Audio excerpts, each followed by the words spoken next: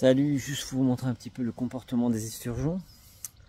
Alors les esturgeons, pour dire que quand on les a piqués et puis qu'on était une fois bien tendus, là ça part très très vite, c'est très puissant. Il faut savoir qu'en étant détendu, complètement détendu, vous avez le temps d'enfiler vos waders tranquillement. Et regardez bien, il est juste là. Voilà, là j'inverse la vidéo. Je m'approche un petit peu. Il est juste là, hein. Il bouge pas trop. Voilà. Il est au bout, hein. Tranquille, mais tant que j'ai une ligne détendue, voilà, la ligne est détendue. Là, si vous voulez, il part pas, il reste sur place. Il reste là, sur le bord. D'ailleurs, c'est là que je l'ai piqué sur le bord. Regardez bien quand une fois que je vais tendre.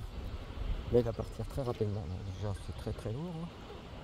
Voilà, je tends, ça y est, il s'énerve. Hop. Et là, le combat peut commencer. Voilà. Vous voyez, ça y est, là, il va combattre. Voilà. Si je relâche, regarde ma ligne, mon fil, mon flotteur est juste là. Il bouge pas. Voilà. Donc là, une fois un combat fil détendu comme ça, vous pouvez mettre vos waders et après éventuellement recommencer le combat équipé de waders. Là je retends, c'est reparti. Là, en fait il est fait les berges, hein, en dessous des berges, mais il s'éloigne pas trop, hein. Mais ça il fait beaucoup de boue et il va revenir après tout à l'heure ici. Mais vraiment sur place là, bouge pas, hein. Hop. Ouais, je vais redétendre une fois. Je redétends. Hop. Là, ouais, il bouge plus. Il a pris la pression là. Et le flotteur est juste en dessous là. On voit pas trop bien, mais je vais essayer de le ramener un peu là. Voilà. On va le retirer un peu. Hop. Dès que je tire, forcément il repart. Et je redétends. Et là il stoppe. Et mon flotteur ne bouge plus. Voilà. Il reste sur place. Et là on se bat d'un poil, hein. Donc j'ai le temps de poser la canne, d'emboîter la canne.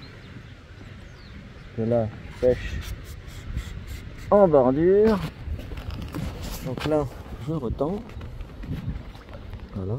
Et là c'est reparti. C'est que ça vient, j'ai l'impression qu'il y a un trou là-dessous. Alors là, si je tends, si je mets mes attentes, elle va pas aimer la blague. Elle va pas aimer la blague. Donc là, il fait vraiment la bordure. Quand il va s'éloigner, je vais raccourcir. Voilà. Ouais, ça fait une super image, n'empêche. Voilà. Là je tends un max, donc du coup là il aime pas trop, donc il commence le combat. Alors là il me passe en dessous mes branchages, en fait il essaye de se décrocher.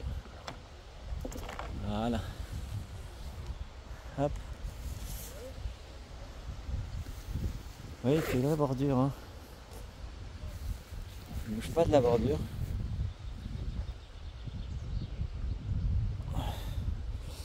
Là, en fait clairement il essaye de se décrocher dans les herbiers.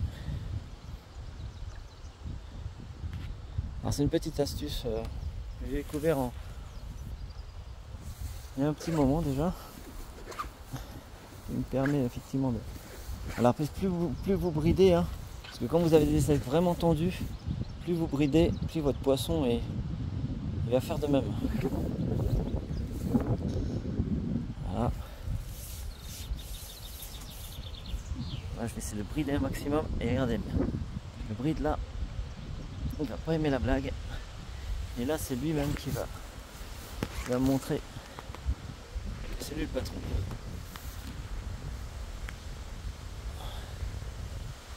Là, c'est clairement la bordure.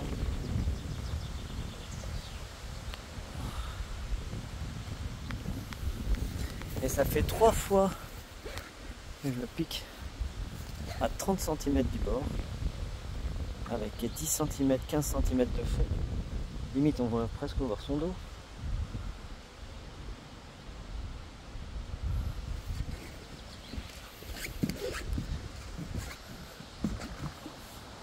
Ouais, voilà. Cassé.